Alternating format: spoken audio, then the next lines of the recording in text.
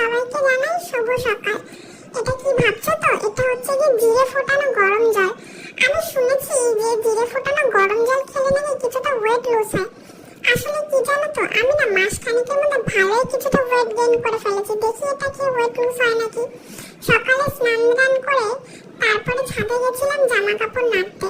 ছাদে কি ভীষণ রোদ, কটা দিন ভালোই খুব গরম পড়েছে। তারপরে জামা কাপড় ঝটপট করে জামা কাপড় নিয়ে কটা তুলসী পাতা তুলেছি। আমাদের ছাদেই তুলসী পাতা আছে, মানে তুলসী গাছ আছে আর কি। তারপরে সেই তুলসী গাছ থেকে ওরা তুলসী পাতা তুলে নিচে গেছিলাম পুজো দিতে। তারপরে পুজো দিয়ে দুপুরের খাবার দাবার খেয়ে ফেললাম। আমার মা রান্না করেছিল, কিন্তু গরমের সময় ভাবলাম এই জল দেওয়া ভাতটাই শান্তির। আমি শুনেছি এই জল দেওয়া ভাত খেলে নাকি ভীষণ ঘুম হয়। তা কতটা সত্যি আমাকে জানিও তো কমেন্টে।